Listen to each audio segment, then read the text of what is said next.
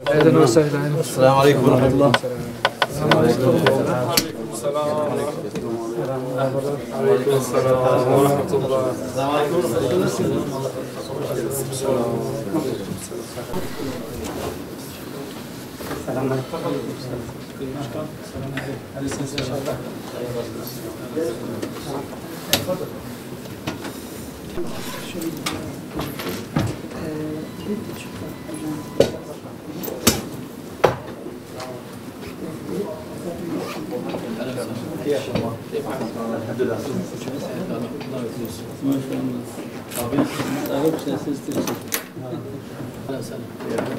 زرتم في بيتك.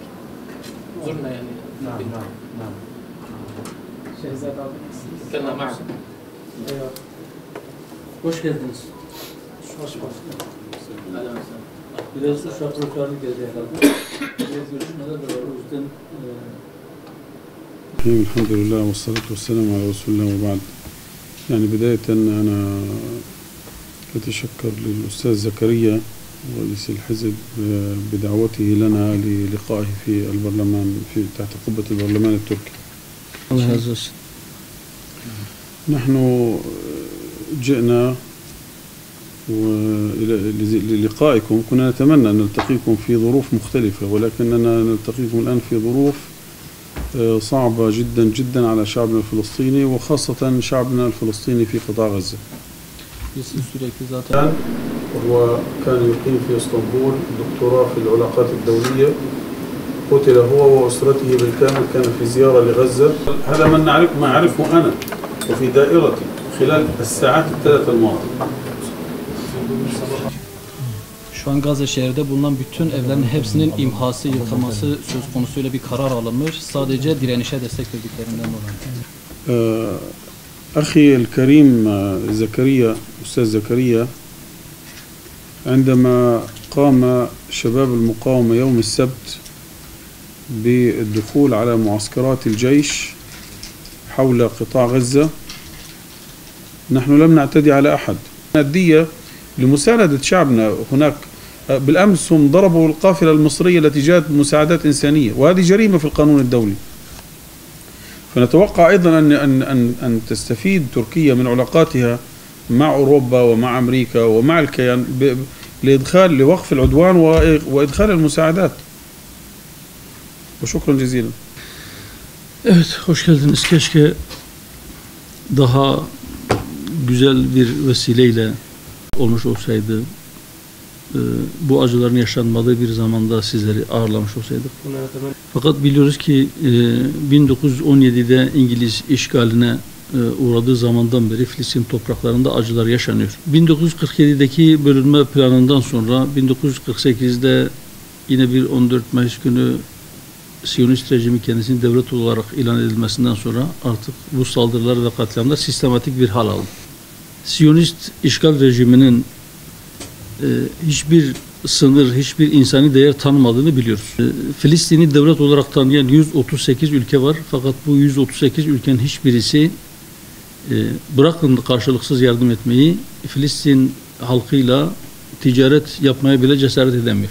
Mevcut uluslararası sistem ve Birleşmiş Milletler Güvenlik Konseyi'nin yapısı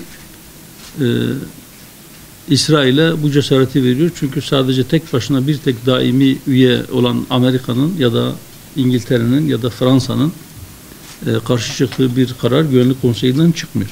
Oradaki kardeşlerimizin yaşadığı sıkıntıların farkındayız ve elimizden ne gelirse yapma konusunda da bir azmimiz, bir kararımız vardır inşallah. Evet, seçimlerde destek verdik Sayın Cumhurbaşkanı'na.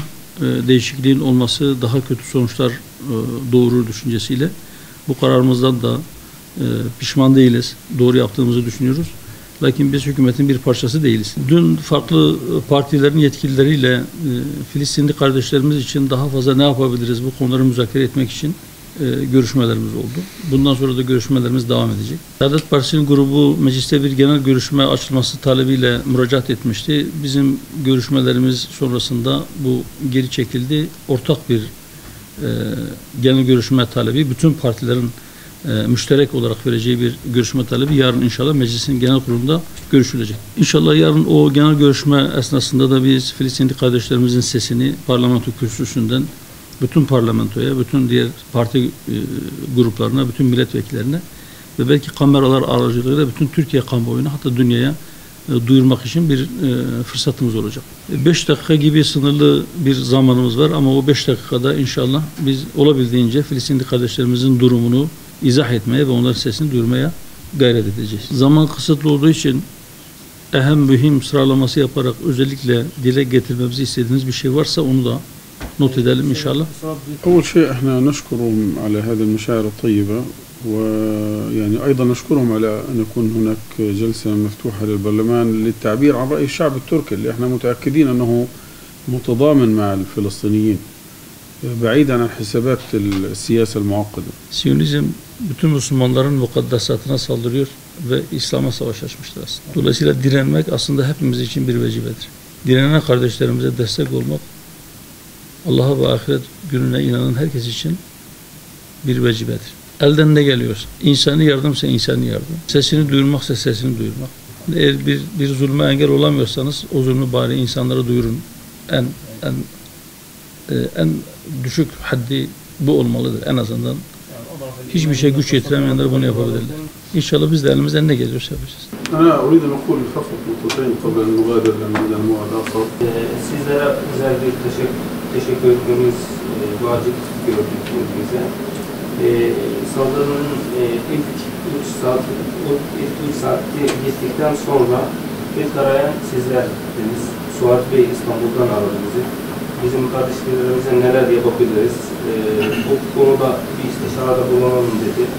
Ve Diyarbakır'da pazar gününde gerçekleştirilen eylem sizin gerçekleştirdiğiniz ilk eylemlerden bir tanesi, hatta ilkidir. O yüzden sizlere teşekkür ederiz. ننتظر يوم الجمعة هو يوم الجمعة سيكون يوم للنفير العالمي. القدس لنا. بارك الله فيك. شكرا جزيلا.